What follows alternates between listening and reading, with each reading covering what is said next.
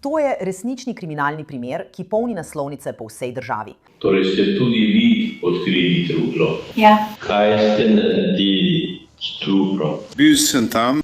In potem vem, da sem zagrabila glavo in želela sem glavo. Kaj si naredil z njegovo glavo? Glavo sem dala v tisto vedro, tisto črno vedro. Ni pogosto, da vidiš žensko zločinko obtoženo tako groznega zločina. A si ne uveril, da je okoli vetu? Dala sem ti okoli. Kakšne sledijo te podobnega? Nisem imela priložnosti, da bi jo vrnila. Kako je ta ženska postala osrednja oseba v enem najbolj pretresljivih primerov umora v zgodovini Wisconsina?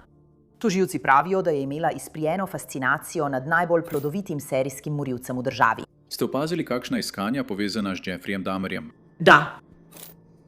Skupaj 24. Toda preiskava je šele začetek. Molil bom, da doživiš enako usodo kot tvoj idealistični Jeffrey Dahmer. Torej, dober tek, šabiznis. Ko ta primer pride na sodišče, ne izstopajo samo dokazi. Njeno vedenje je nekaj, česar še nikoli nisem videla.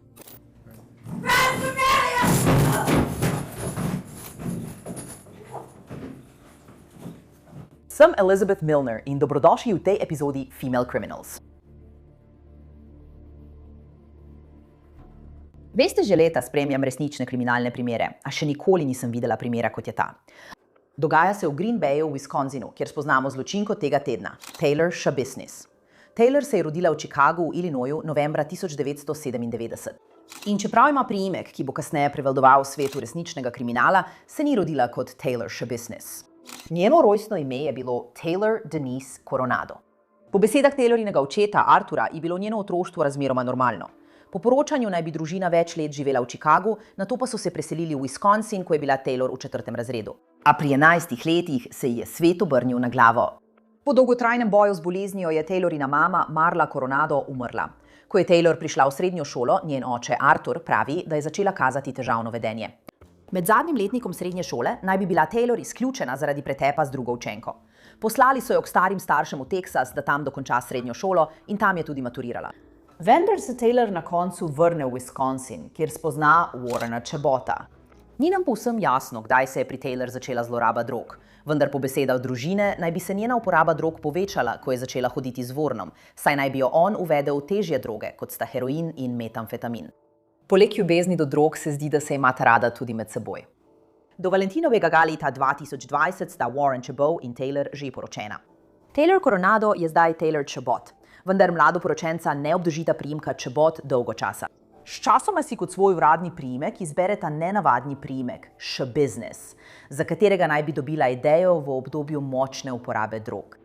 Taylor se še naprej bori s svojim duševnim zdravjem ob vsem uživanju drog in kmalu zaide v težave z zakonom. Po kazenski ovadbi iz leta 2020 je bila Taylor aretirana zaradi napada na policista in upiranja aretaciji. Policija je bila poklicana zaradi ženske, ki naj bi bila pod vplivom drog in trkala na vrata. Ko so policisti prispeli, naj bi Taylor rekla, da je trenutno na drugem planetu, da si je pravkar ubrizgala drogo, nato pa naj bi policistu pokazala sledi igel na svojih rokah. Med tem incidentom naj bi Taylor brcala proti policistom, ki so jo poskušali ustaviti, da ne bi stopila v prihajajoči promet. Njeno vedenje in duševno zdravje naj bi dosegla prelomno točko. Bilo je tako resno, da je njen oče Artur menil, da mora iti v okrožni psihiatrični center. Sploh ni bila v pravem duševnem stanju, zato me je bilo strah, da si bo kaj naredila. Zato sem jo peljal tja. Oba so se strinjala, skupaj so šla tja. In poskušala dobiti pomoč in potem na koncu jo izpustila in prišla je domov in to je bilo to. Morda se sprašujete, zakaj je Taylorjev oče vklenjen in v zaporniškem kombinezonu. V času svojega pričanja je prestajal 12-letno kazen zaradi spolnega napada druge stopnje na otroka, v zvezi s katero naj po poročanju ne bi izpodbijal obtožbe. V redu. Ali so ji predpisali kakšna zdravila in podobne stvari? Je bila tistega večera, ne. Ampak ja, bila je na nekaterih zdravilih, ki jih ni jemala. Nikoli ni bilo všeč jemati teh tablet, mislim, da so jo še bolj zmedle. Ali so ji povzročale halucinacije ali kakšne druge težave? Mislim, da se je vse se je začelo s Serakolom, ki ga je vzela, takrat. Ne razumem preveč teh zdravil na recept, ampak ki nikoli niso ustrezala. Po sodnih dokumentih je Taylorjeva hospitalizirana po poskusu samomora aprila in maja 2021. Zdravniki naj bi diagnosticirali posttravmatsko stresno motnjo in bipolarno motnjo. Isto leto rodi Warrenovega otroka, vendar se zdi, da nikoli nista mogla skupaj vzgajati svojega otroka. Preiskala sem evidence pri oddelku za popravne zavode v Wisconsinu. Iz evidenc je razvidno, da je bil Warren maja 2021 v zaporu zaradi kršitve pogojnega izpusta. Nato naj bi začel prestajati kazen zaradi zveznih obtožb v zvezi z drogami. Warren in Taylor sta še vedno pravno poročena, čeprav je Warren v zaporu. Toda Taylor ni v položaju, da bi sama vzgajala otroka, zato se njen otrok preseli v Teksas k starim staršem. Taylor ostane v Wisconsinu. Zdaj, ko je Warren v zaporu, se Taylor ponovno poveže s starim prijateljem iz šole. Njegovo ime je Shad Terion.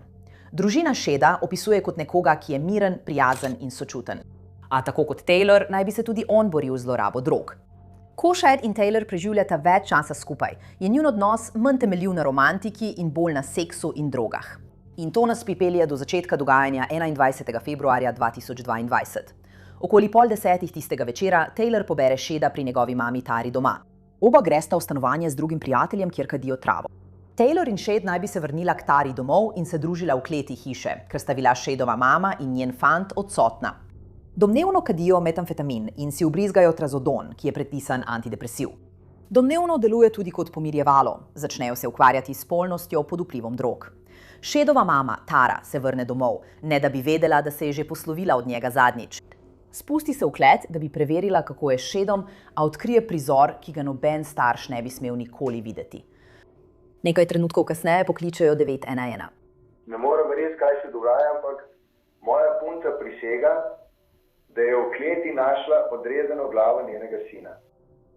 Se slika dol.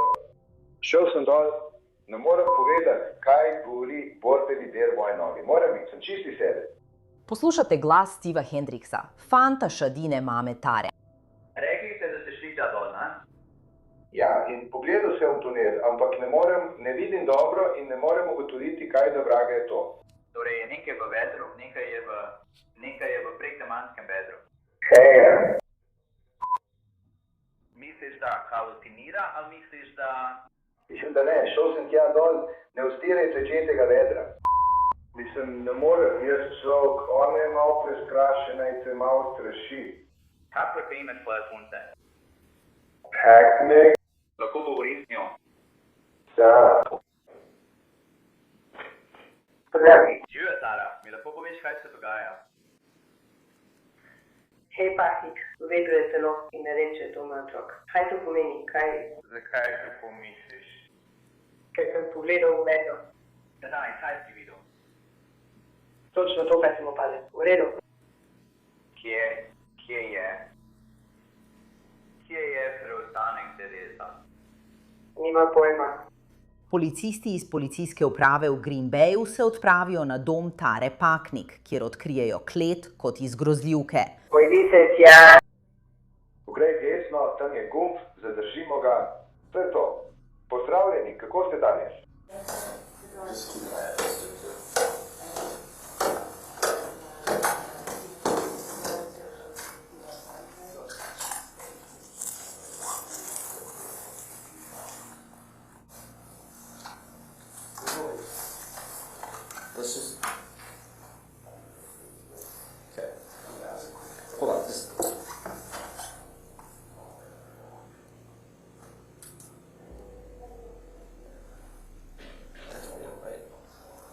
Kmalu se njihove najhujše sume potrdijo.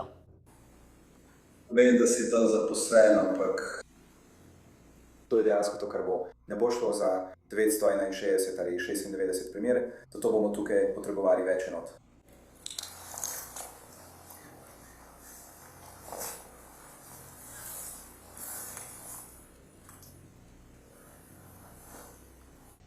Čas te je že minilo, ampak je...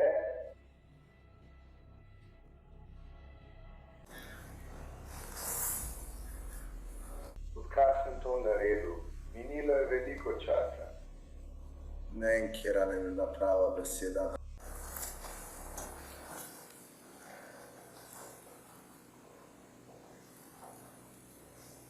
A je to za vse?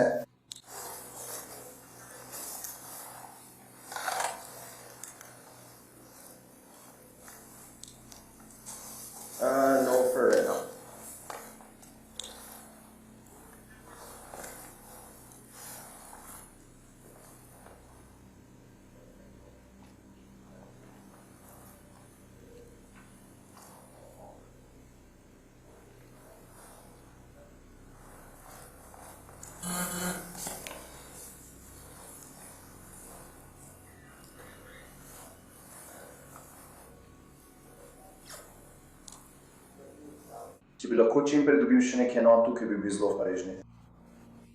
In tukaj spodaj kar precej krvi, želim pregledati preostale hiše. V hiši imamo zagotovo 2 osebi. Podrobnosti, ki jih boste slišali v nadaljevanju, so izjemno pretresljive. Policija najde odrezano glavo v vedru, ki se nahaja v kleti Tarine hiše. Uredniki kasneje potrdijo, da je šlo za glavo Tarinega sina, 24-letnega Shada Teriona. Po navedbah policije, Green Bay je bila čez Shadovo glavo položena brisača, na bližnjem ležišču pa so našli posušeno kri. Policisti opazijo še nekaj drugega. Preostanek Shadovega telesa manjka. Kako se lahko kaj tako groznega sploh zgodi? In kdo je dovolj izprijen, da bi to storil? Policisti morajo ugotoviti, s kom je bil Shad nazadnje. Njegova mama preiskovalcem razkrije, da je bil njen sin nazadnje z žensko po imenu Taylor Coronado. Ne pozabite, Shad in Taylor se poznata že iz srednje šole, zato je to edino ime, pod katerim jo Tara pozna. Preiskovalci se odpravijo na zadnji znani naslov Taylor v stanovanjskem kompleksu Eastman Avenue Apartments, kjer najdejo sled krvi. Ali je to kri? Ali se tebi to zdi kri, ali pa si samo domišljen? Krvave stopinje. Vidiš to tukaj? Lahko bi bila napačna kri. Taylor, policist Russell iz policije Green Bay. Podelek krvi, da imaš česa vse tukaj. Taylor.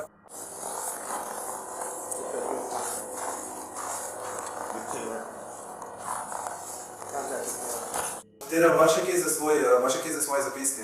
Sam dej roke za hrbet, prosim. Ali imamo Adama 3, da pride gor? Pojdi, gledaj. 1-1, to je tisk, k čemu so se vrnili. Sporočite nam, ko bomo vsi končali. Leja. Policisti so Taylorjevo posadili na zadnji sedež policijskega avtomobila. Komaj da spregovori besedo in je presenetljivo mirna za žensko, ki je bila pravkar aretirana zaradi brutalnega umora.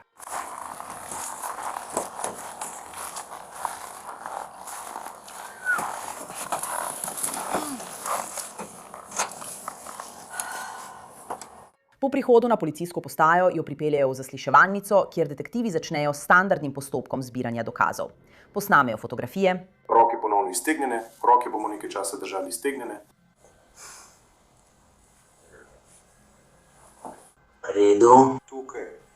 Prav. Lahko. Same.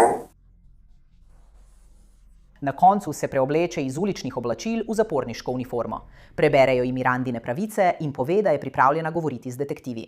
Običajno pri zaslišanjih vidiš, da preiskovalci počasi prehajajo na vprašanja, a v tem primeru ni bilo tako. Morajo izvedeti, kaj se je pravzaprav zgodilo v tisti kleti. No, v hiši so našli kar nekaj zastrgujočih stvari. Res? Ja. Veliko krvi. Kje je preostanek tega telesa? Tam je, pri njemu doma je. Je v hiši? Pri njemu doma je. V redu. Ga je imel kdo? To je dobro vprašanje, ker sem imela za tisti čas luknjo v spominu. Misliš, da je truplo še vedno tam? Ne vidim razloga, zakaj ne. Razen, če se je kar tako premaknilo, kar bi se lahko zgodilo, vem. Kako ti misliš to? Ali sploh ti misliš? Bila sem tam, tik ob posteli. Bil sem tam, crkal sem se z njim po posteli, kaj že? Crkala sem se z njim ob posteli. Ali prav slišimo? Ali Taylor Shabazz ne samo da priznava, da je ubila Shada, ampak da se je nato še crkljala z njegovim truplom? Ne vem, tam je ta verižna stvarka, ne? In potem sem se pač igrala z njo. V redu. In pač kadili smo, ne? In potem prepričana sem, da sem grozna pri razlaganju stvari. Torej, poglejmo tukaj in potem pride verina, prav? In potem se je dala okoli njegovega vratu, medtem ko smo se igrali s tisto stvarjo. In potem jaz, ne vem, jaz sem jo dajala gor in potem ne vem. Torej, kadiš, kaj bi to bilo? Prisavni, ne? Obraz?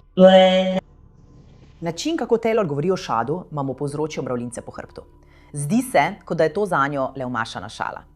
Hitro opozorilo. Naslednji del je zelo spolno nazoren. Poslušanje priporočamo po lastni presoji. Taylor opiše ta poseben spolni odnos s Shadot kot erotično asfiksijo. To je, ko namerno omejiš dovod kisika v možgane z namenom spolnega vzburjenja. Taylor pravi, da sta to počela tudi pri prejšnjih spolnih odnosih. Ampak tokrat pravi Taylor, da je Shadu okoli vratu ovila kovinsko verigo. Torej, bi to šteli za predigro? Ja.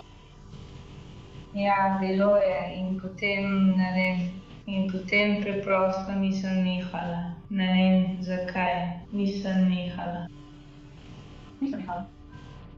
V redu. Torej, ti je všeč, da te dušijo, da ti potegnejo lase stran, ali ti je bolj všeč, da to počneš nekomu drugemu? Ali da počnem nekomu drugemu? Ne seksa? Nimam pojma, mislim, da ja. Si to jedele počel? Ja. Ja, on to počne, všeč mu je. Taylor pravi, da je vedela, da so stvari šle predaleč. Kljub temu ni poklicala številko 911. Ali ste poskusili poklicati njegovo mamo ali očeta ali kogarkoli drugega v hiši? Ste poskusili poklicati rešilca? Zakaj ne? To se prej ni zgodilo. Torej... Si ga želela? Misli želela. Bom videl, če želiš svojega NN, želela si, da umre, ali pa je on to želel? Poskušam razumeti. Ne, nisem želela, da umre pravzaprav. Ampak je umrl. On je v mojem telesu, ampak kot da se je zgodilo znova. Zgodilo se je znova, ampak potem ali si čutil potrebo, da mu poskusiš pomagati? Nehaj ga daviti ali pokliči rešilca. Nisi čutil potrebe, da bi to naredil? Ne vem zakaj, preprosto zgodilo se je tako hitro. Po lastnih besedah, Taylor je vedno imela temno, izkrivljeno filozofijo, ko gre za smrt. To je pač parek, ki je nas meni nastavljaš. Si že kdaj nekaj tako zelo ljubil, da si to ubil? To se mi dogaja, to je občutek, ki ga imam. Nekaj imam tako zelo rada, da to ubijem. Tako zelo imam nekaj rada, potem pa to ubijem. To se mi dogaja. Taylor Gino domnevno priznanje te morda ne bo pustilo spati po noči. Ne le, da se spomni Shadovega zadnjega diha, ampak, in to mi je težko povedati, je še naprej spolno zlorabljala njegovo mrtvo telo. Torej si tudi ti odkril truplo? Ja. No, kaj si naredil s truplom? Bil sem tam in potem sem bil nekje to. Oni so v hiši. Nekje. Je bilo kot, ja. Klet, zdore, spode, absolutno. V kleti, bila sem podzemno z njim in potem vem, da sem zagrabila glavo, poslala sem glavo. Si pripeljal koga noter? Je v kombiju. Kaj je to? Morda je stopalo? Mislim, da je stopalo. In noga. Morda, ne vem, samo tukaj sem. Morala sem vse prinesti in potem sem si rekla, človek. Bila je zmešnjava, zato sem potem samo pustila. Postala sem vojna. Stara sem lena in to se zgodi, pa sem si rekla, to je vse. Torej bo morda v kombiju kakšna noga ali stopalo. In kaj si potem naredil z glavo? Pozabila sem, da je bila v kombiju, tako da, ja. Kaj si naredil z glavo? Glavo sem dala v tisto vedro, tisto črno vedro. Črno vedro. Odeja na vrhu. V redu. In kaj je potem ostalo tam? Si pustila glavo. Še vedno je v vedru. Je tik ob stopnicah. Ko so bila tam, sem vedela, da je res čudno. Zato tega ne morem tvegati. Bila sem samo v sobi. Ampak kdaj si začela, rezati njegovo telo? Ne vem, res sem bila, kot da sem hkrati sesala in rezala. Nismo prepričani, zakaj je prišlo do spremembe obleke, vendar druga detektivka v sobi želi več podrobnosti o tem, kaj je Taylor naredila Shadovemu telesu. Ampak veš? Mislim, da si odrezala pri komolcih. Ja, v redu, si odrezala obe roki pri komolcih. Upam, da sem. Ker, kot sem rekla, je bil postopek razposanja, ki sem ga naredila res čisto zavožen, ker sem skoraj zaspala. In potem sem bila sem, kot da sem žalela sam. To, kar priznava, je ogabno in vznemirjajoče na toliko ravneh. Toda med njenim prvim zaslišanjem Taylor za svoja domnevna dejanja krivi droge. Trdi, da je bila po uporabi metamfetamina budna več dni. Ali bi droge same lahko pojasnile, kaj se je zgodilo Shadu? Preiskovalci temu ne verjamejo in kmalu bodo odkrili šokantne dokaze, ki jih potrebujejo, da dopolnijo svoj primer, manjkajoče dele Shadovega telesa. Po kazenski ovadbi Taylorjeve, ki jo je pridobil Law and Crime, so preiskovalci prejeli dodatne informacije, ki naj bi jih posredovala Shadova mama. Poročala je, da je bil Taylorin kombi parkiran pred njeno hišo približno en dan, zdaj pa ga ni bilo več. Policija najde kombi pred Taylorinim stanovanjem. V Taylorjevi ovadbi piše, citiram, patrulja in drugi preiskovalci so bili na naslovu na Eastman Avenue, kjer je bil parkiran kombi, ki ga je uporabljala Shah Business in kjer je bila Shah Business tudi pridržana. Kombi pa je bil kasneje pregledan. Detektivka Luberta poroča, da je bil na zadnjem sedežu za voznikovim sedežem škatla od počasnega kuhalnika. Sodni zdravnik dr. Vincent Trankita je pristopil k škatli, ki je bila na vrhu košare z oblačili, in našel dodatne dele človeškega telesa, vključno z nogami. V naslednjih nekaj dneh so Taylorjevo prevažali med več lokacijami in jo puščali sedeti v zasliševalnicah več ur naenkrat. Toda prav na zadnjem sedežu policijskega avtomobila, na poti k še enemu krogu zasliševanja, se nekaj spremeni. In prava Taylor začne prihajati na dan. No, trenutno se ni meša. V redu. Ne bi smela predolgo ostati na zadnjem sedežu mojega avta, prav? Zdaj se mi meša. Moram ti nekaj povedati.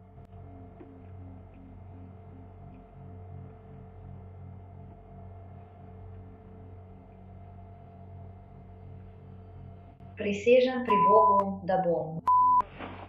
Tudi ko jo odpeljejo na policijsko postajo, se njeno vedenje ne spremeni. Včasih celo izgleda, kot da gleda naravnost v kamere policijskega avtomobila, kot da se zaveda, da jo snemajo. Vse jih sovražim. Vse jih sovražim.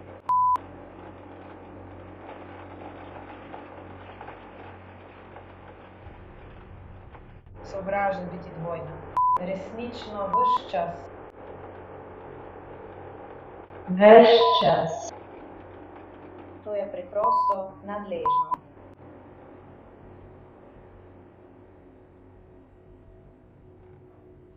Komaj čakam, da gremo tukaj. Jaz. Sem tukaj samo zaradi tega. Ja, trenutno imam težave, ker ne vidim. Sploh ne moram videti jasno. Nikoli. To je težava. Ne morem videti jasno. Imam težave s svojimi prekletimi očmi trenutno. Ne morem videti jasno. Sploh ne, preklemansko ne vidim. Me lahko spraviš iz tega prekletega vozila. Sredi.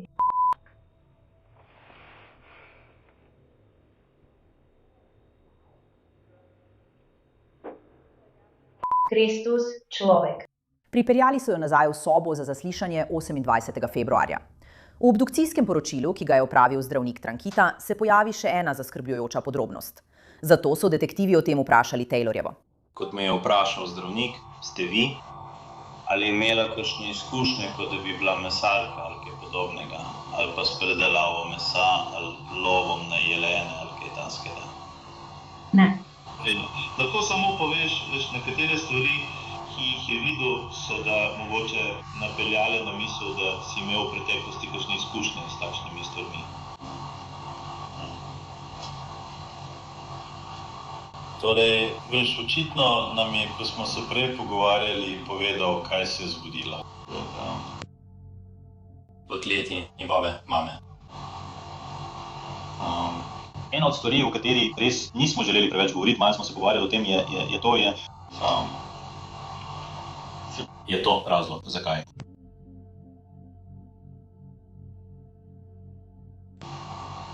To? Noč je. Megla. Zame. Ti je vse megleno. Zelo megleno. Česa se spomniš? Čudno, ampak bom rekla tako. Vidim sebe, kako to počnem, iz perspektive tretje osebe. Kazenska ovadba proti Taylorjevi podrobno opisuje popolno nespoštovanje Shadovih posmrtnih ostankov. Po sodnih zapisih so določen moški spolni organ našli v istem vedru kot Shadovo glavo, skupaj s telesno tekočino in 2 nožema.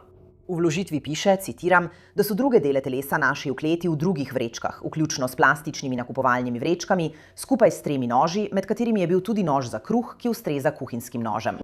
V shranjevalni škatli so našli zgornji del trupa.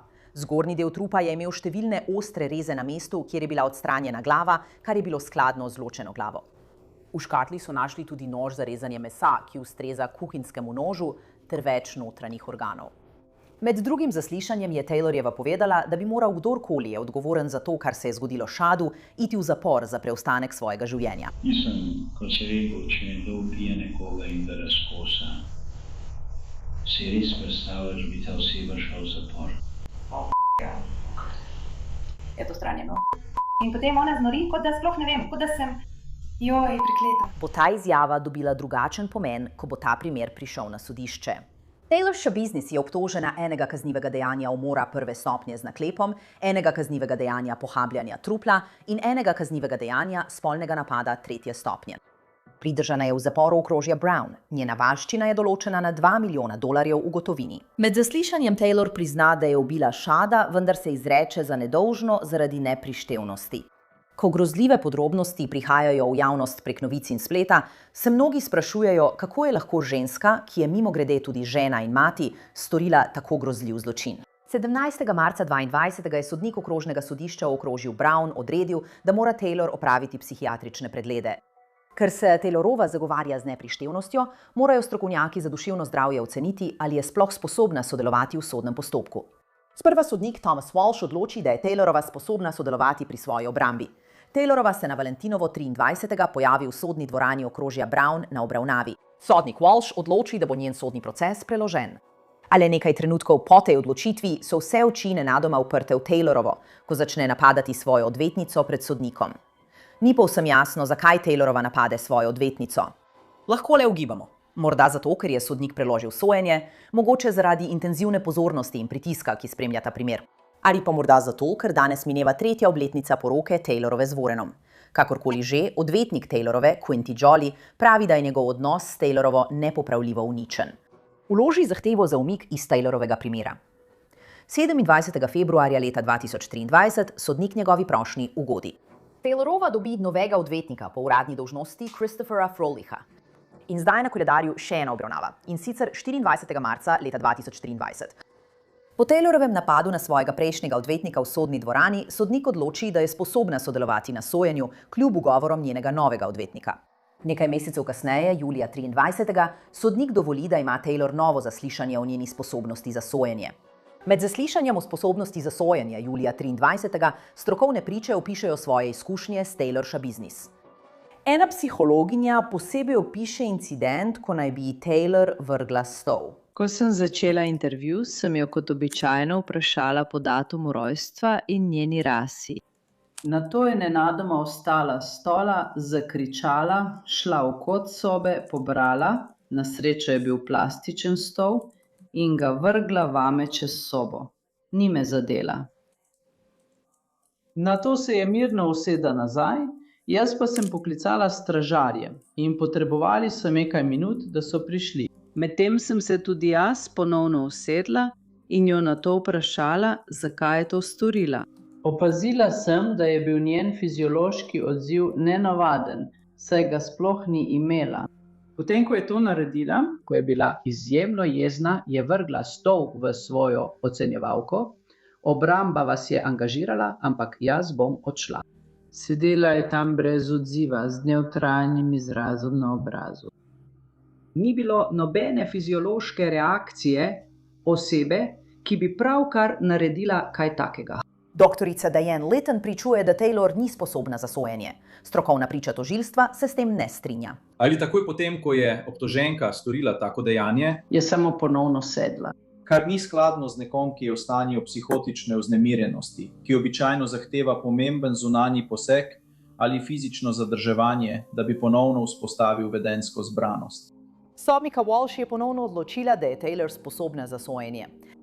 Opazoval sem gospoda Schabusinnessa, kako sodeluje s svojo odvetnico.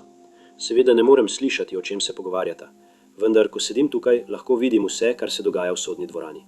Vidim, da sodelujeta, se pogovarjata. Gospod Schabusiness nakazuje, da misli, da lahko sodeluje z njim. Razume, kakšni so postopki v sodni dvorani in kdo so udeleženci. Prišlo je do primerov neprimernega vedenja, za katere je dr. Sipel v svojem pričanju tukaj navedel, da v bistvu ni mogel izključiti možnosti, da so namerne. Na podlagi vseh dokazov, ki sem jih prejel, so zadovoljen, da večja teža verodostojnih dokazov v tem primeru, vključno z mojo oceno verodostojnosti, podpira ugotovitev, da je gospod Šabeznis sposoben nadaljevati s sojenjem. To ugotovitev bom zdaj tudi sprejel. Uvodne izjave za sojenje Taylor se začnejo 24. julija 2023. Takoj na začetku porotniki slišijo vse grozljive podrobnosti, ki jih predstavijo tožilci. Danes zjutraj boste verjetno slišali policiste, ki so prispeli na kraj dogodka in kaj so opazili. Seveda potrjujejo informacije, ki so bile sporočene organom pregona o Šadovih okoliščinah. Kako so našli vedro, v katerem so bili deli Šada in tudi noži. Slišali boste, da je bilo v tistem trenutku razmeroma malo drugih znakov, da je prišlo do kaznivega dejanja. Na stenah in na tleh ni veliko krvi. Nekaj je. Slišali boste o tem, vendar potrebujejo organi pregona čas, da ugotovijo, kaj se je dejansko zgodilo. Celotno obseg tega, kar je obtoženec storil v tem primeru. Takrat dejansko zaslišujejo obtoženko in jim daje informacije, kot na primer, ne, Šed je še vedno v kleti. Preostanek njegovega telesa je še vedno v kleti. Spomnite se, Taylorjeva se je izrekla za nekrivo zaradi neprištevnosti. To v bistvu pomeni, da Taylorjeva priznava zločin, vendar trdi, da je bila v času storitve pravno neprištevna. Med uvodnimi izjavami obrambe Taylorjeva odvetnica poudari, da ima država dokazno breme.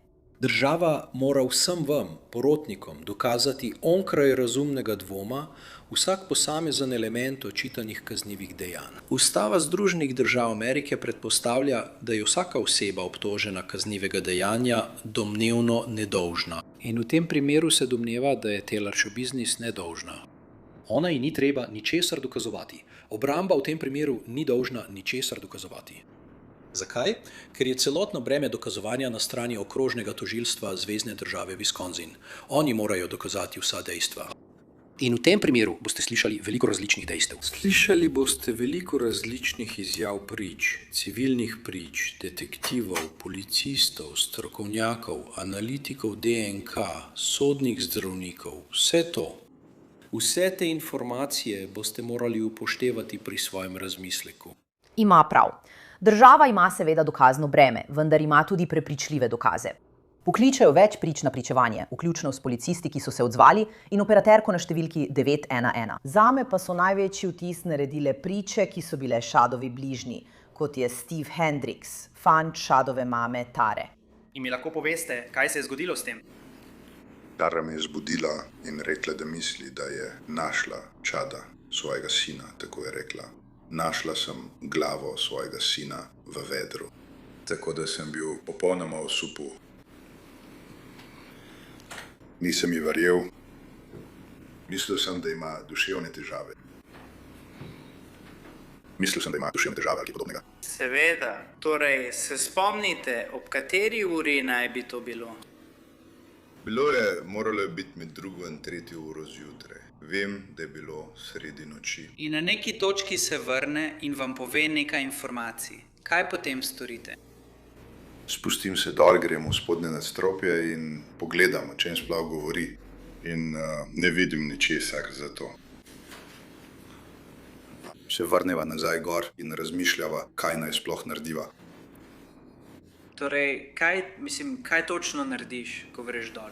Šel sem v klet in opazoval vedro, o katerem je govorila, ampak ne vem, moj je vse skupaj blokiral. Vse, kar sem videl, so bile neke dlake kot od živali ali nekaj takega. Nisem vedel, kaj naj si mislim. Prvič podrobno slišimo tudi pripoved Šadove mame, Tare, ki je prva odkrila sinovo razkosano glavo v vedru. Sodnik je odločil, da njen obraz ne bo prikazan na kameri, zato je njeno pričanje le zvočno. Kaj je naredila potem? Šla sem nazaj v drugo nadstropje hiše in zbudila Steva. Da bi preveril, če sem res videla to, kar sem videla. Prav. In kaj je naredil Steve? Vstal je in šel z mano dol po stopnicah. Pogledal je v vedro, vendar ni mogel potrditi, da je to, kar sem mislila, da je.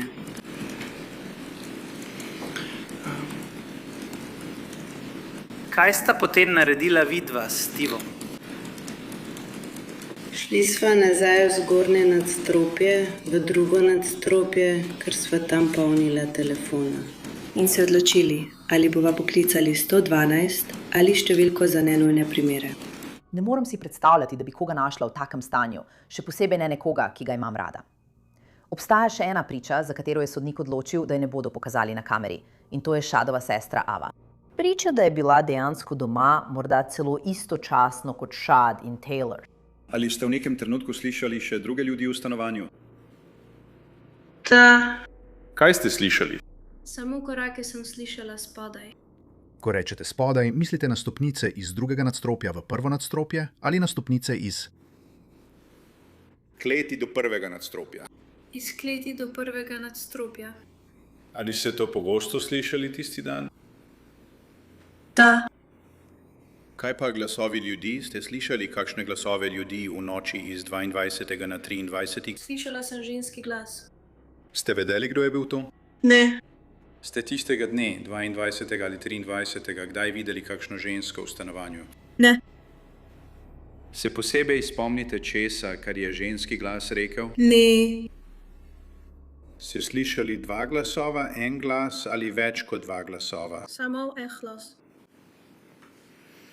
In ali ste vedeli kaj o tem, s kom je ženska govorila ali če je sploh govorila s kom? Ne. Ali ste tisto noč iz 22. na 23. kdaj zaspali? Da. In kako ste bili tistega dne prebudjeni? Prebudil me je močan trk na vrata od policije. Kaj se je zgodilo, ko je policija potrkala na vaša vrata? Zbudila sem se in rekli so mi, naj pridem v kuhinjo. Po čustveno napornem dnevu pričevanj družine Shad je naslednji dan poudarek spet na fizičnih dokazih. Tožilstvo pokliče doktorja Vincenta Tranquito na klop za priče. On je sodni zdravnik, ki je opravil Shadovo obdukcijo.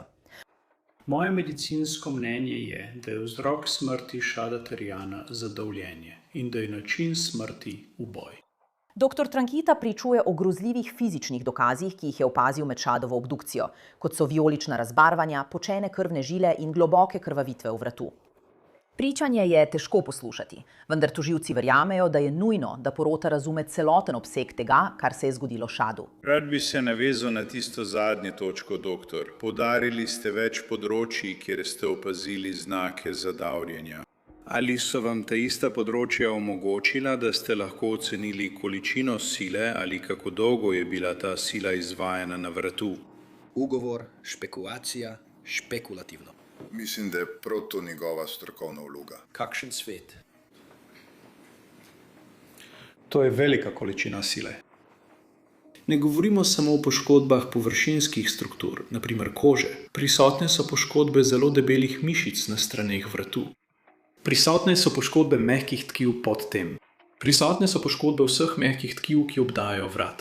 Prisotna je tudi krvavitev v mehkem tkivu na sprednji strani vratne hrbtenice. To je krvavitev, ki sega globoko skozi več plasti vratu, kar je skladno z uporabo velike sile in hudimi poškodbami. Doktor, kot smo slišali, je očitno prisotna precejšnja stopnja pohabljenja telesa oziroma poškodbe telesa na več različnih mestih. Ali lahko opišete, kako lahko ugotovite, da so tiste druge rezne poškodbe na delih telesa nastale po smrti in niso povzročile smrti Shada? Pri mojem pregledu prišlo je do obsežnega pohabljenja telesa po smrti. In verjamem, da gre za pohabljenje po smrti, ker pri teh poškodbah ni krvavitve. Z drugimi besedami imam zelo pomembne. Imam več poškodb zaradi ostrega predmeta z več vbodnimi ranami, več predrti, več urezninami kože, globokimi rezi v mišicah in kitah ter mehkem tkivu, globokimi rezi v kosti. Vsi ti rezi pa so nehemoragični, z drugimi besedami z njimi ni povezane krvi ali krvavitve. Te poškodbe so skladne s posmrtnim pohabljanjem, z drugimi besedami ni več krvnega obtoka. V žilnem sistemu je dejansko zelo malo krvi še ostalo. Vse to je skladno s tem, da je bilo telo razkosano po smrti. Po mojem medicinskem mnenju se je to zgodilo šele po kar nekaj urah. Imamo obplavljenje, imamo razkosanje, imamo prerez trupa. Nato so iz telesa odstranili notranje organe.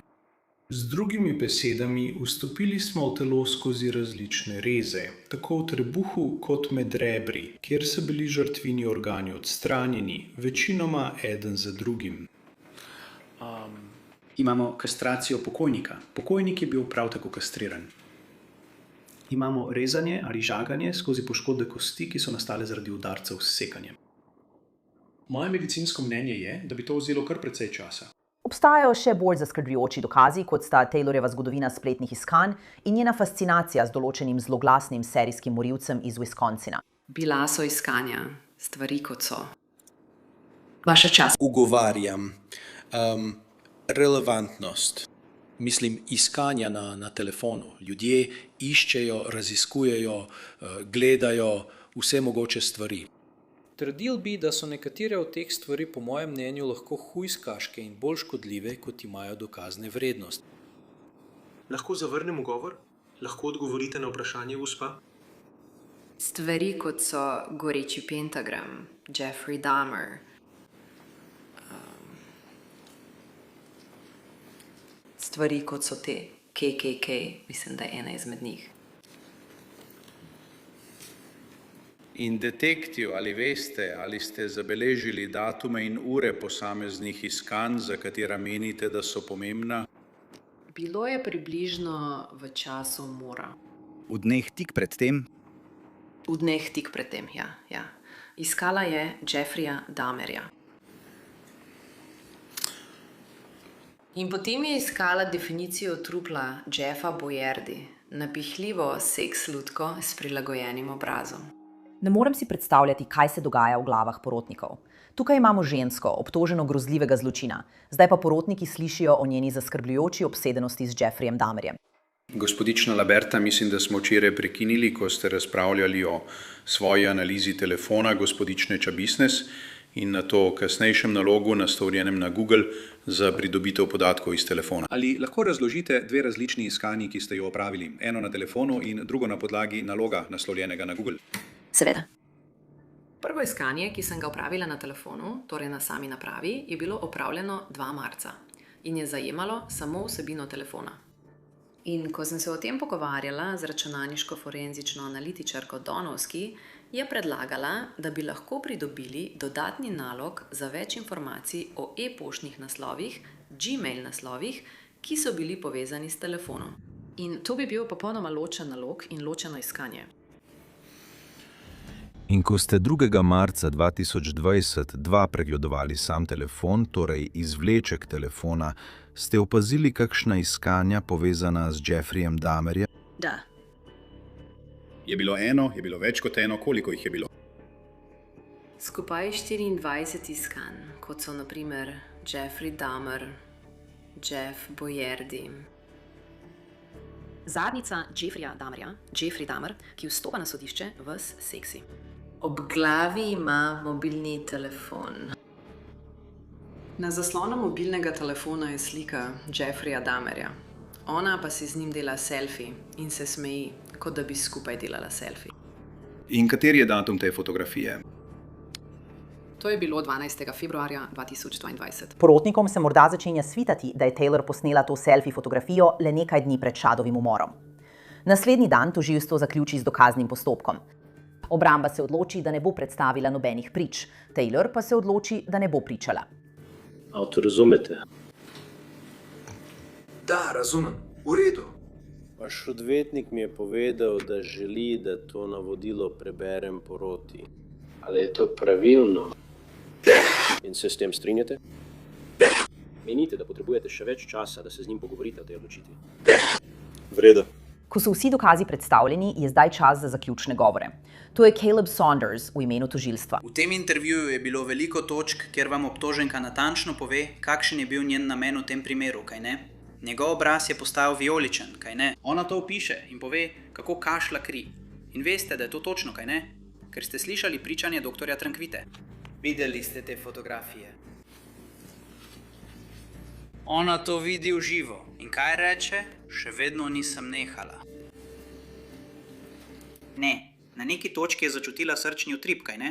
Govori o tem, da je čutila njegov srčni utrip. In še naprej je vlekla, pa ni hotel umreti. in samo želela sem ga. Rekel sem si prekletstvo. V redu. Prizna celo, da se Šad v tem trenutku bori, da se upira, kaj ne? Slišali ste tudi od doktorice Trankvite, kako je v nekem trenutku kazalo na to, ko se je ovratnica pomaknila navzgor po jeziku. Pravi vam, da sem čakala, da umre. Všeč mi je bilo. V zaključnih govorih obramba ponovno trdi, da Taylor ni bila v pravem duševnem stanju in da tega, kar je povedala med zaslišanjem, ne smemo jemati za gotovo. To je Christopher Frolich za obrambo. Na nekatera vprašanja, ki so jih postavili detektivi, je rekla, da nima pojma. Se spomnite, da ste videli posnetek na zaslonu? Prosim vas, da se spomnite, da se je neprimerno smejala, neprimerno nasmihala in imela čudne odzive. Trdim, da je povedala, da ni imela spolnih odnosov. Ni imela vaginalnega spolnega odnosa s Šadom Terrienom. Povedala je, da je prišla v stanovanje in sta šla v klet, ter da sta v 5 minutah začela, karkoli že to pomeni. Med pogovorom z detektivom Rafom je govorila o obnovi mišic ali o tem, da se nekaj spremeni v mišico. Včasih ni odgovarjala. Govorila je o tem, da je slišala strele. Ampak mislim, da je detektiv Raf povedal, da v okolici Stoneybrookha, Eastmanove ulice ali nekega drugega kraja ni bilo nobenih strelov. Rekla je, da je bila paranoična. Rekla je čudne stvari, kot na primer, ne maram odprtih prostorov. Ne maram odprtih prostorov. Nobena oblačila niso šla dol. Brez poljubljanja. Porota razpravlja o primeru. In mislim, da še nikoli nisem videla, da bi razsodba padla tako hitro. Porota razpravlja manj kot 1 uro. Prva razsodba se glasi takole. Mi, porota, ugotavljamo, da je obtožena Taylor Denise Chabiznis kriva za umor prve stopnje z naklepom, kot je navedeno v prvi točki obtožnice. Datum tega dne, 26. julij 2023, podpisano s strani predsednika porote. Druga razsodba se glasi takole. Mi, porota, ugotavljamo, da je obtožena Taylor Denise Chabiznis kriva za pohabljanje trupla, kot je navedeno v drugi točki obtožnice, datum tega dne, 26. julij 2023, podpisano s strani predsednika porote. Naslednja razsodba se glasi. Mi, porota, ugotavljamo, da je obtožena Taylor Denise Chabiznis kriva tretjestopenjskega spolnega napada, kot je navedeno v tretji točki obtožnice. Datum tega dne, 26. julij 2023, podpisano s strani predsednika porote. Primer Taylor še ni končan, ker je izrekla se za nekrivo zaradi neprištevnosti, se dan po razsodbi njen primer premakne v drugo fazo. V drugi fazi sta ista sodnik in porota. Edina razlika je, da ima obramba dokazno breme. To pomeni, da morajo zdaj prepričati poroto, da Taylor Chabiznis izpolnjuje pravni standard za neprištevnost. Ta razsodba bi lahko na koncu določila, ali bo Taylor preostanek življenja preživela v zaporu ali pa bo nameščena v državno psihiatrično ustanovo. Tukaj je ponovno Taylorin odvetnik Christopher Frolich med svojo uvodno izjavo. Torej ima obramba dokazno breme. Glede vprašanja, ali je naša stranka odgovorna za ta kazniva dejanja. Vendar verjamemo, da bodo pričanja in dokazi pokazali, da je imela v času kaznivega dejanja duševno bolezen ali motnjo. Verjamemo, da bodo informacije in pričanja to pokazali, ter vas upajmo pripeljali do zaključka, da ni imela bistvene sposobnosti, da bi razumela napačnost svojega ravnanja ali da bi svoje ravnanje prilagodila zahtevam zakona. In kar vas prosim je, da samo se usedete, pozorno prisluhnete temu, kar imajo ti strokovnjaki povedati in nato sprejmete pošteno in pravično odločitev. Hvala. Z vidika tožilstva menijo, da je argument preprost. Tukaj je spet Caleb Saunders za tožilstvo. Dotaknimo se očitnega. Kar je gospa Chabiznis naredila Šadu, je vznemirjajoče. To je vedenje, ki ga ne vidimo pogosto. To je vedenje, o katerem morda slišite in si mislite, moj bog, ta oseba zagotovo ni bila pri zdravi pameti, ko se je to zgodilo. Ne bom sedel tukaj in vas skušal prepričati v nasprotno. Vendar ste že pozorno poslušali dokaze in upoštevali zakon, kot vam da je pojasnil sodnik. In tako boste ravnali tudi v prihodnje. ker vam bodo povedali, kaj je duševna bolezen ali motnja in kaj ni. Duševna bolezen ni antisocialno vedenje. To ni vedenje, povzročeno z uporabo nadzorovane snovi, začasno duševno stanje, povzročeno z nadzorovano snovjo. Oseba ni duševno bolna samo zato, ker stori nekaj nenaravnega, nekaj tako ogromnega, da je nerazumljivo, kaj ne? Poučeni boste, da to niso duševne bolezni ali motnje. Torej, ne glede na to, kako vznemirjajoče je vedenje, o katerem ste že slišali in o katerem boste še slišali, se analiza tu ne konča. Čeprav obramba v prvi fazi sojenja Taylor ni predstavila nobenih prič, je tokrat popolnoma drugače. Obramba pokliče nekaj prič na pričevanje, vendar prvič slišimo nekoga iz Taylorine družine. Obramba pokliče Taylorinega očeta, Artura Coronada. Ali je kdaj prišlo do točke, ko si nisi več želel, da bi ona ostala tam, ker so se njeno vedenje ali njeno duševno stanje slabšali? Ne, rad imam svojo hčerko, zato naredim vse, kar je potrebno, da ji pomagam. Po pričevanju Artura med drugo fazo Taylorinega sojenja so se Taylorini resnični problemi začeli, ko naj bi jo njen mož Warren uvedel v trde droge. Gospod Coronado, ali ste vedeli, ali je bila vaša hči zaposlena v času, ko je prebivala pri vas na Moraine Way? Ne, takrat ni bila zaposlena. Ali veste kaj o njeni zaposlitveni zgodovini kot odrasla oseba? Seveda. In ali je v preteklosti imela kakšno zaposlitev? Ja. Ali veste, kje je delala? Delala je za Saputo, delala je nekaj let Saputo, verjetno 3,5 leta. In je bilo to razmeroma nedavno? Seveda pred njeno aretacijo. Ja, prav. Predtem? In? Tudi tam je šlo zelo dobro, dokler njen fant oziroma mož ni prišel iz zapora. To je vse obrnilo na glavo. Ja, deloma zaradi uporabe metamfetamina, kaj ne? Ja. Torej, Taylor je šlo kar dobro, potem pa je začela uporabljati droge. Katera droga je bila to?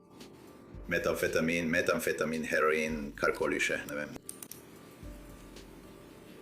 Marihuana, ja ne vem, fant je to že prej počel in je preprosto en jebeni loser, pa je mojo hčerko vpletel v to sranje. Ni jasno, koliko časa je minilo, odkar je Taylor nazadnje videla svojega očeta, vendar se zdi, da sta oče in hči vesela, da se spet vidita. Ko zapušča sodno dvorano, si Taylor in njen oče povesta, da se imata rada. In Taylor svojemu očetu nekaj zašepeta, prav pred poroto.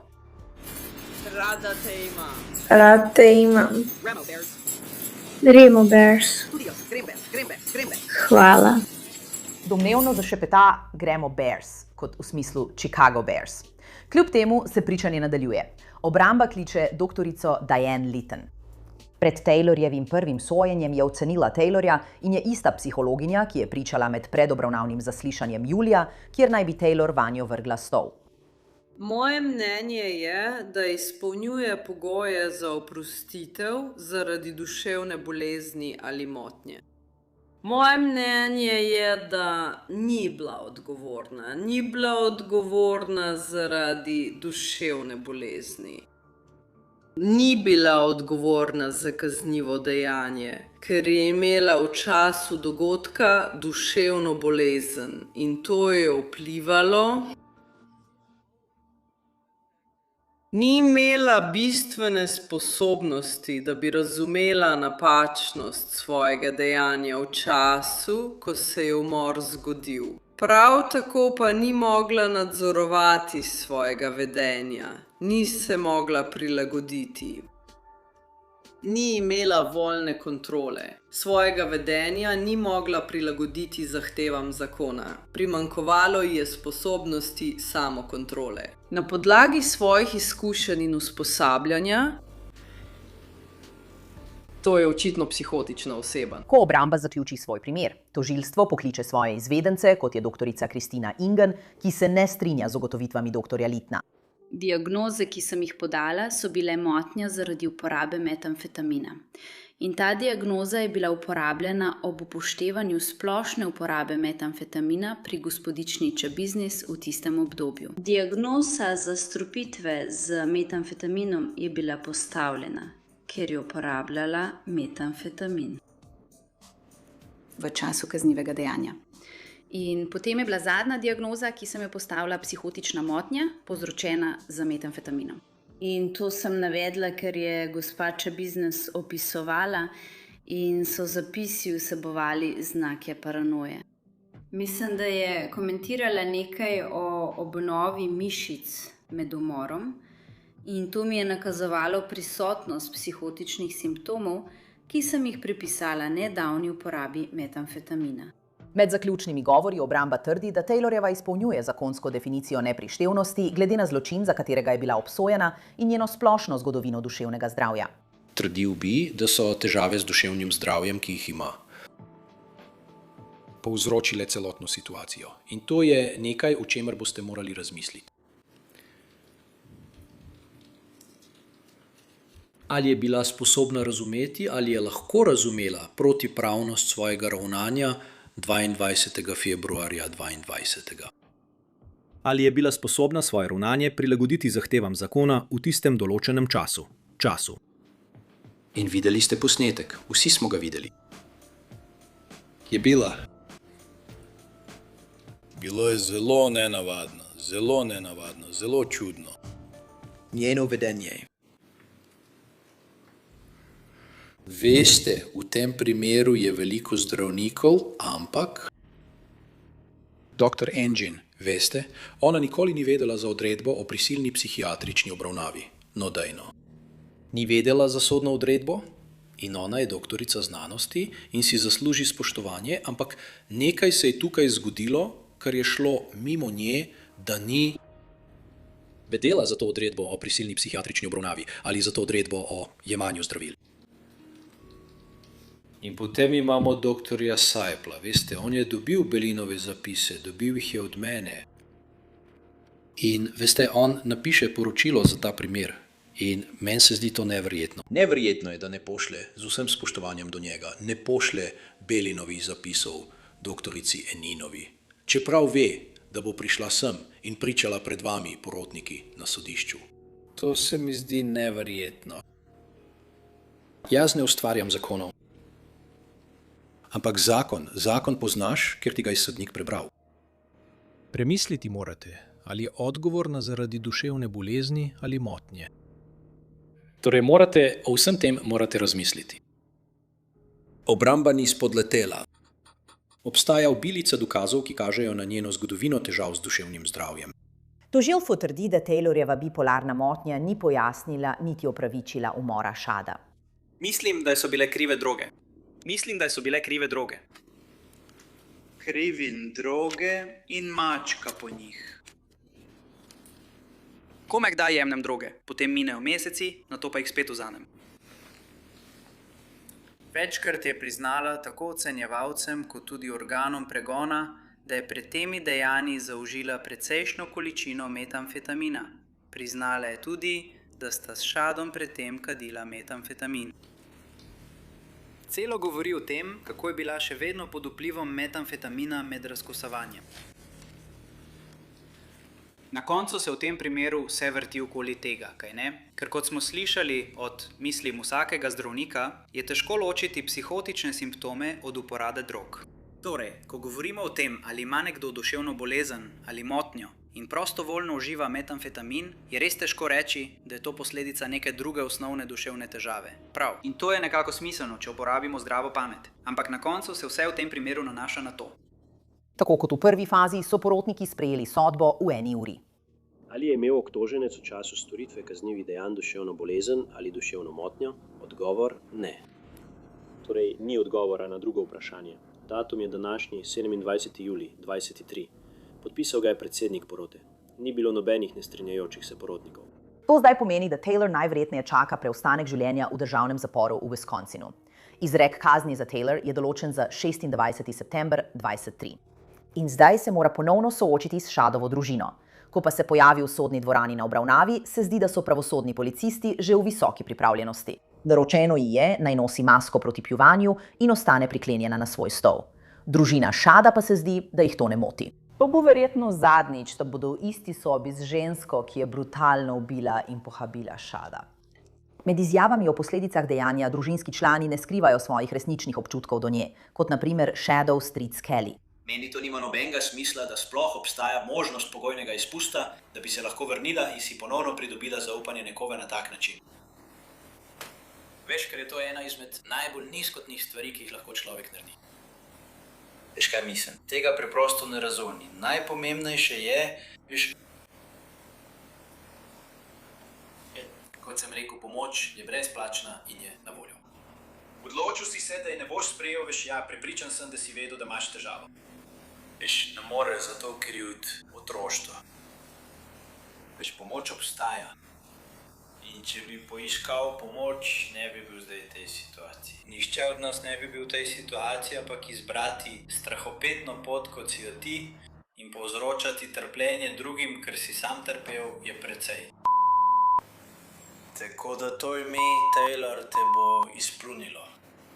In nisem ravno človek, ki bi molil, ampak po sodbi sodnika Voša, tvoji današnji obsodbi, bom molil, da doživiš enako usodo kot tvoj vitalistični Jeffrey Dahmer. Torej, imej lepo življenje. Toda Shadov oče, Michael Terion, vse šokira s svojo izjavo. Taylor, samo povedati sem ti hotel, da odpustim ti za to, kar si naredil mojemu sinu. In ja, naredil si slabo izbiro in zdaj moraš živeti s tem. Ampak, veš, pogrešal bom Shada, bil je tudi čudovit otrok, ko je odraščal, je bil zelo miren in preprosto srečen. In vem, da si se slabo odločil. In kot sem rekel, ti odpustim. In vprašal bom sodnika, če lahko, veš, če bo lahko nekoč spet na prostosti, veš. Morda ne bo kmalu, ampak verjamem, da vsak sprejema slabe odločitve in morda ne v takšnem obsegu, ampak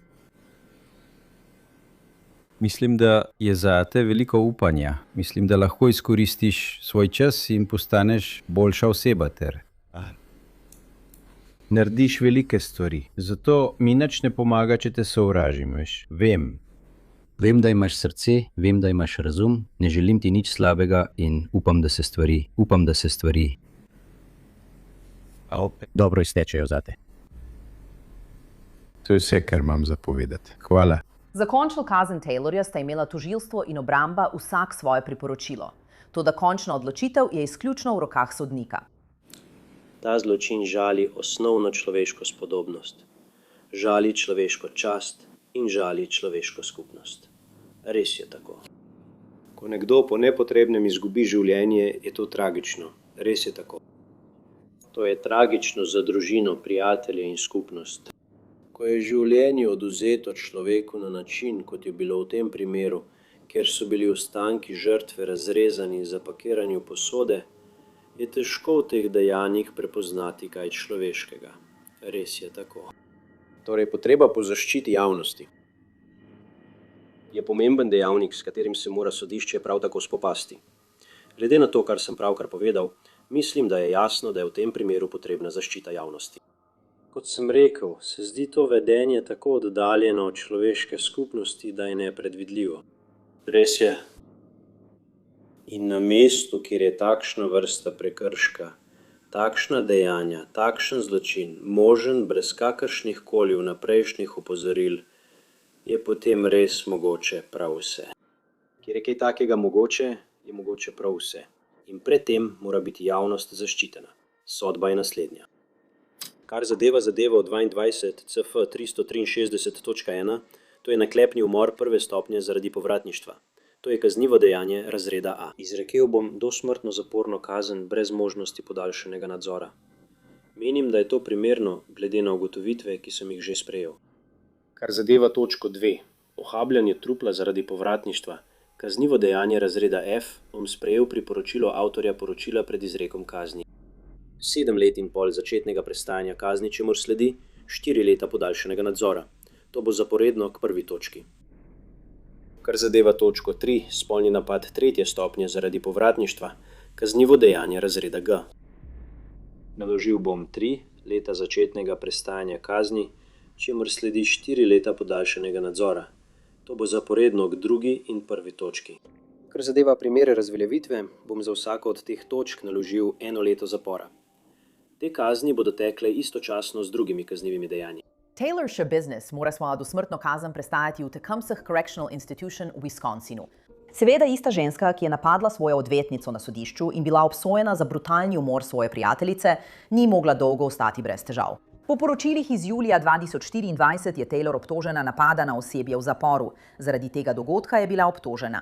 Spletni sodni zapisi kažejo, da jo je zastopal drug odvetnik, Curtis Jolka, ki je začel zastopati njene interese januarja 2025.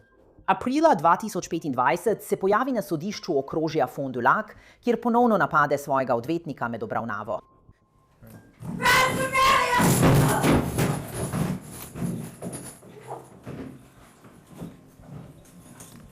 Po tem napadu je Curtis Jolka sodnika vprašal, ali se lahko umakne iz njenega primera, vendar naj bi sodnik želel, da se postopek nadaljuje. In postopek se je nadaljeval. Tokrat pa je bila Taylor prisotna preko videokonference. Sodni zapisi kažejo, da se je po obravnavi Curtis Jolka umaknil kot Taylorin odvetnik, nato pa je zastopanje ponovno prevzel Christopher Frolich, Taylorin odvetnik na sojenju. Nekaj mesecev kasneje, oktobra 2025, Taylor ne oporeka obtožbi zaradi motenja javnega reda. Decembra 2025 sodnik obsodi Taylor Schabusinessa na dodatnih 90 dni zapora, ki se bodo izvrševali zaporedno z njeno obstoječo kaznijo. Spletni zapisi pri oddelku za popravne zavode Wisconsina kažejo, da je še vedno zaprta v zavodu Tecumseh Correctional Institution. To je bil pretresljiv in težak primer za poročanje. Zato se vam zahvaljujem, da ste poslušali to epizodo. Sem Elizabeta Milner in se vidimo spet prihodnji teden z novo zločinko.